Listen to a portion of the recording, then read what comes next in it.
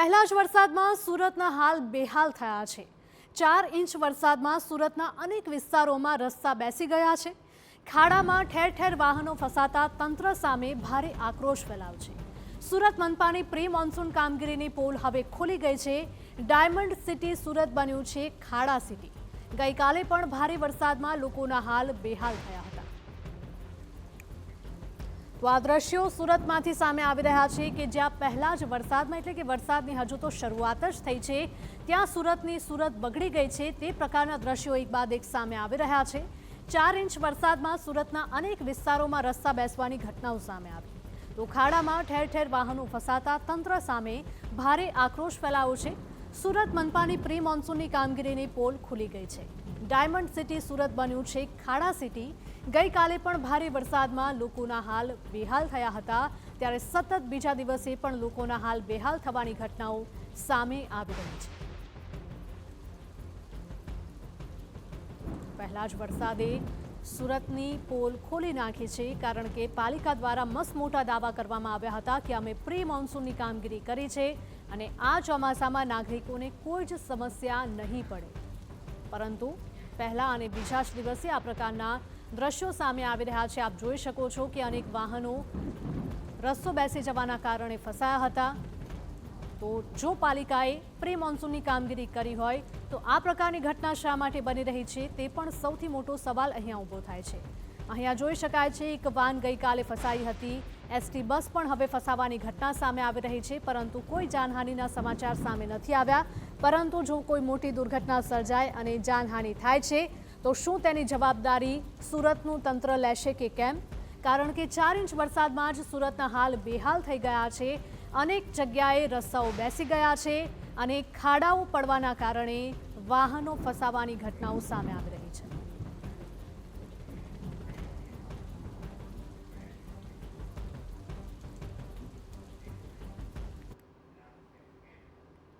તો આપણી સાથે સુરતના મેયર જોડાયા છે માયાબેન માવાણી। માયાબેન, આપનું સ્વાગત છે ટીવી 9માં। હું તમને સવાલ પૂછવા માંગીશ કે ગઈકાલે અને આજે આપણે જે દ્રશ્યો જોયા છે કે સુરતમાં ઠેર ઠેર વરસાદના કારણે રસ્તાઓ બેસી જવાની ઘટના સામે આવી રહી છે। રસ્તાઓ એવા તો કઈ રીતે બેસી જાય?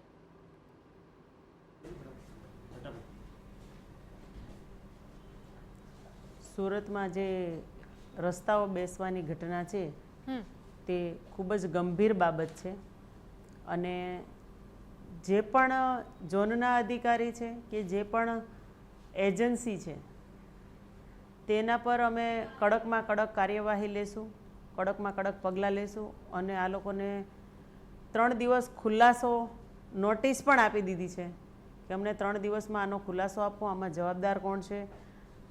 કોન્ટ્રાક્ટરની સમયમર્યાદા પૂર્ણ નહીં થઈ હોય તો જવાબદાર કોન્ટ્રાક્ટર પણ ગણાશે, એને બ્લેકલિસ્ટ સુધી લઈ જવામાં આવશે અને તમામ રિપેરિંગનો ખર્ચો પણ આ કોન્ટ્રાક્ટરોને આપવાનો રહેશે, જે તે એજન્સીને આપવાનો રહેશે।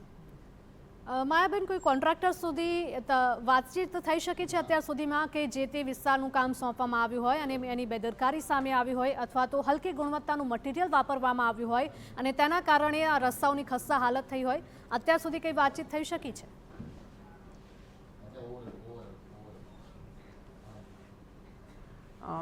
ત્રણ દિવસના ખુલાસાની નોટિસ માંગી છે અને એ 3 દિવસમાં અમને આપશે અને નોટિસ કાલે અમે આપી જ દીધેલી છે।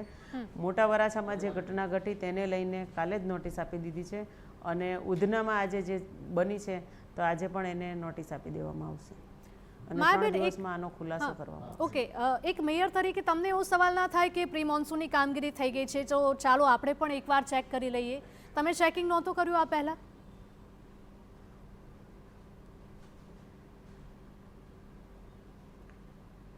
મારા કાર્યકાળ દરમિયાન મારી વરણી થઈ પછી હું વિઝિટ પર સ્થળ પર જે પણ કાર્યવાહી થાય ત્યાં હું હાજર રહી છું। ઉધના ઝોનમાં પણ ખૂબ પાણી ભરાયેલા, ત્યાં અમે 5 પદાધિકારીઓ પણ હાજર હતા। ત્યાંથી અમારા ધ્યાન પર આવ્યું મોટા વરાછામાં જે રસ્તો બેસી ગયો છે એટલે અમે 5 પદાધિકારીઓ સ્થળ પર જ હતા।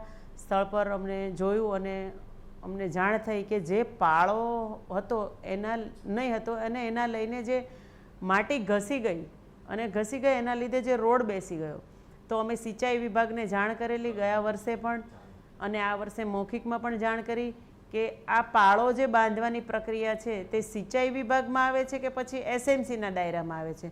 તો આ બંનેનું સંકલન કરી અને વહેલી તકે સિંચાઈમાં આવતું હશે તો એ લોકોને જાણ કરીશું કે સુરતની જનતા હેરાન ન થાય તે માટે વહેલી તકે પાળો બાંધો, અને જો એસએમસીમાં આવશે તો અમે આ પાળો વહેલી તકે બાંધી દઈશું, જેથી સુરતની જનતા હેરાન ન થાય અને ફરીવાર એ રોડ બેસવાની સમસ્યા ન આવે. માયાબેન, આ મહાનગરપાલિકાઓમાં આવી ઘટનાઓ વારંવાર બનતી હોય છે કે કોઈ પણ દુર્ઘટના ઘટે છે, રસ્તાઓ બેસી જવા હોય કે પછી પાઇપલાઇન તૂટી ગઈ હોય તો એકબીજા ઉપર ઢોળવાની પ્રક્રિયા આપણે સતત જોતા હોય છે. એક વિભાગ બીજા વિભાગ ઉપર જવાબદારી ઢોળતું હોય છે કે આ મારામાં નથી આવતું, સામેવાળાના વિભાગમાં આવશે. તો આ જવાબદારીઓ કોણ નક્કી કરશે?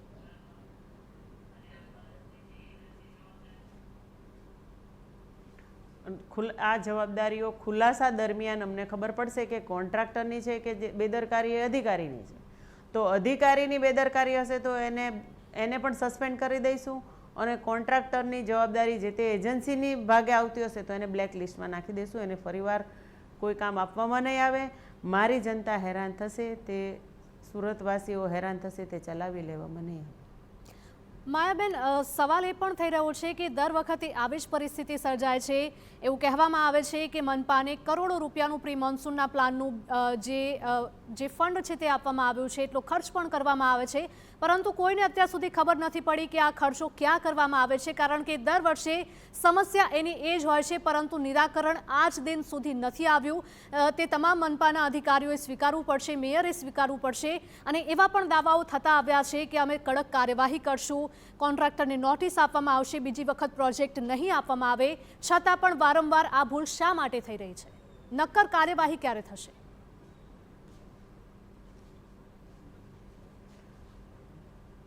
નક્કર કાર્યવાહી થશે. આ વખતે કોઈનું કંઈ ચલાવી લેવામાં નહીં આવે, કોન્ટ્રાક્ટર પણ ચલાવી લેવામાં નહીં આવે અને અધિકારી પણ ચલાવી નહીં આવે. પ્રશ્ન મારા જનતાનો છે, મારી જનતાની સુખાકારીનો છે, મારા સુરતના વાસીનો છે. મારા સુરતવાસી હેરાન થાય તે કોઈ પણ અધિકારીને ચલાવી નહીં લેવામાં આવે અને કોન્ટ્રાક્ટરને પણ ચલાવી લેવામાં નહીં આવે.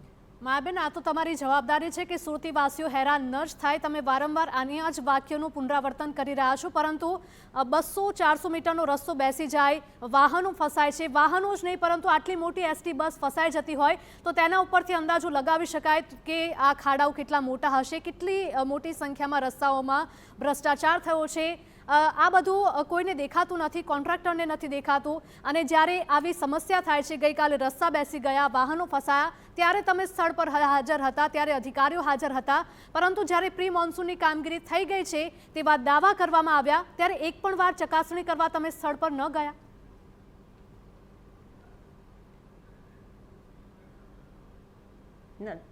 હું જ્યારે પણ આ ઘટના ઘટી ત્યારે હું સ્થળ પર જ હતી. ઉધના ખાડી જે પાણી આવેલું, જે ના માયાબેન, ફરીથી તમે એક જવાબ આપી રહ્યા છો. મારો સવાલ અલગ છે માયાબેન. પણ હું ત્યાં જતી, ફ્લડ ગેટ ખુલ્લા. માયાબેન, મારો સવાલ અલગ છે. તમે જ્યારે ઘટના બની ત્યારે હાજર હોવા જ જોઈએ, એ તમારી જવાબદારીમાં આવે છે, કારણ કે તમે એક શહેરના મેયર છો. પરંતુ જ્યારે મનપાની પ્રી મોન્સૂનના દાવાઓ થયા હતા કે મનપાની પ્રી મોન્સૂનની કામગીરી થઈ ગઈ છે અને સુરત શહેરમાં ફરીથી આવી સમસ્યા નહીં સર્જાય, તો શા માટે વારંવાર આવી સમસ્યાઓ થઈ રહી છે?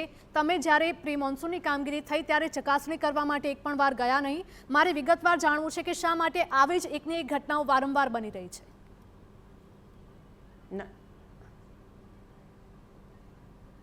પ્રી મોન્સૂનની કામગીરી થઈ, અધિકારીઓને કડક સૂચના આપેલી હતી. જે તે સ્થાનિક કોર્પોરેટરો અને સ્થાનિક ઝોનના વડાઓને પણ સંકલન કરી અને કહેવામાં આવેલું હતું કે સ્થાનિક લેવલે તમે, મારા સાથી કોર્પોરેટરો છે તે કોર્પોરેટરો અને સ્થાનિકના વડા અધિકારી, એટલે બંને સાથે જઈ અને સ્થળ પર જે પણ ઘટના છે, જે પણ કામગીરી થઈ છે તેની બધા જ કોર્પોરેટર્સઓ અને જે તે ઝોનના સ્થાનિક આગેવાનોને લાગતા વળગતા હોય તે પણ સ્થળ પર ચોક્કસપણે તપાસ કરજો. સુરતની જનતા હેરાન ન થાય તે માટે અમે અહીંયાથી કડક સૂચનો આપેલા અને આ લોકો પણ સ્થળ પર ગયેલા હતા.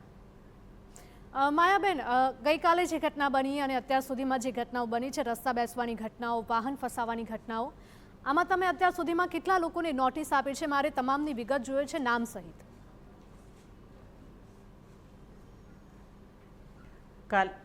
કાલની તારીખમાં મોટા વરાછામાં જે ઘટના ઘટી તેમાં અમે તાત્કાલિક સાંજ સુધીમાં એ લોકોને નોટિસ આપી દીધી છે. એ લોકોને અને 3 નહીં, મારે નામ દિવસમાં જાણવું છે. ખુલાસો કયા કરવાનો કોન્ટ્રાક્ટર કીધું હતા, છે. કઈ કંપની આજે સવારે જે ઉધનામાં ઘટના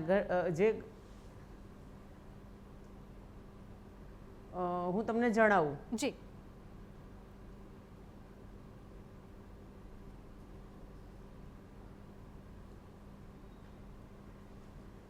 જી માયાબેન, કયા કોન્ટ્રાક્ટર હતા? કારણ કે ભવિષ્યમાં એના જ કોન્ટ્રાક્ટરને એની જ કંપનીને કામ ન આપવામાં આવે તેના માટે મારે નામ જાણવું છે કે કોન્ટ્રાક્ટર કયા હતા, એ કંપની કઈ હતી. ના, એ જે પણ કોર્પોરેટરો હશે તેને જે પણ એજન્સીના જે માલિકો હશે, જે કોન્ટ્રાક્ટરો હશે, હા, તેને નોટિસ આપવામાં જ આવી છે બેન. અને આ પણ એ કોણ હતા? નામ તો હશે ને તમારી પાસે, જેમને તમે નોટિસ આપી છે એમના નામ તો હોવા જ જોઈએ. તેના માટે એને રિપીટ પણ કરવામાં નહીં આવે.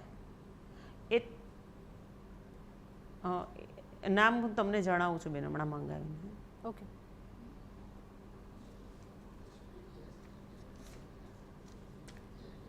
તો સુરતમાં જે પ્રકારે દર વર્ષે સમસ્યા સર્જાઈ રહી છે તેને લઈને મેયર પણ અમારી સાથે જોડાયેલા છે. માયાબેન, દર વર્ષે આની આ જ સમસ્યા સર્જાઈ રહી છે અને આ વખતે આપણે જોયું કે રસ્તાઓ ઠેર ઠેર બેસી રહ્યા છે. એવા પણ બહાના બતાવવામાં આવી રહ્યા છે કે અંડરગ્રાઉન્ડમાં પાઇપલાઇન જઈ રહી છે અને તેના કારણે રસ્તાઓ બેસી જવાની ઘટનાઓ સામે આવી રહી છે. શું આ કારણ વ્યાજબી છે?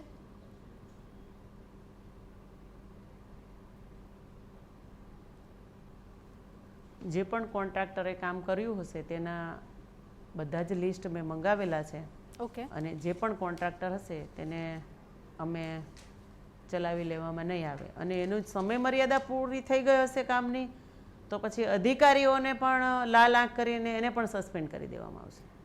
જે રસ્તા રિપેરિંગની કામગીરી છે એ કોન્ટ્રાક્ટરને પોતાના જ પૈસાએ કરવાની રહેશે કે ફરીથી એક નવું જે ફંડ છે તે આપવામાં આવશે મનપા દ્વારા? ના, એનો સમય મર્યાદા પૂર્ણ નહીં થઈ હોય તો એ રિપેરિંગ કરવાનું બી કોન્ટ્રાક્ટરને જ રહેશે અને એ એની જ જવાબદારીમાં આવશે. બિલકુલ માયાબેન, હવે આ જે ઘટના બનવાની હતી તે બની ગઈ છે, પરંતુ આગામી સમયમાં, કારણ કે હવે તો ચોમાસાની શરૂઆત જ થઈ છે અને હજુ આગામી સમયમાં પણ વધુને વધુ વરસાદ પડશે અને ઠેર ઠેર પાણી ભરાવાની સમસ્યા થશે, તો આવી સમસ્યા લોકોને સહન ન કરવી પડે એના માટે સુરત મનપા કયા કયા પગલાં લેશે?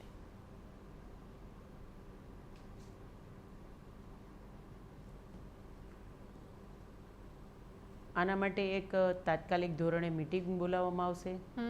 કોર્પોરેટરશ્રી અને ઝોનના વડા અધિકારી અને 9 ઝોનમાં મિટિંગ બોલાવી અને મોનસૂનની ફરીવાર તપાસ કરી અને કડકમાં કડક રીતે તપાસ થાય અને સ્થાનિકો હેરાન ન થાય એની તકેદારી રાખવામાં આવશે.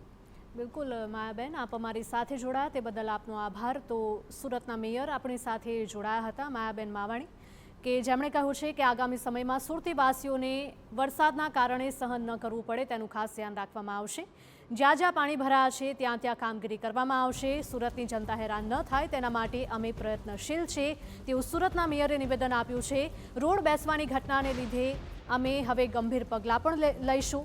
સાથે જ જે કોન્ટ્રાક્ટરને કામગીરી આપવામાં આવી હતી તે કોન્ટ્રાક્ટર પાસેથી તમામ વિગતો મંગાવવામાં આવશે અને જો કોન્ટ્રાક્ટ પૂર્ણ નહીં થયો હોય તો ફરીથી તે કામગીરી કરાવવામાં આવશે અને તે પણ કોન્ટ્રાક્ટરોના સ્વખર્ચે.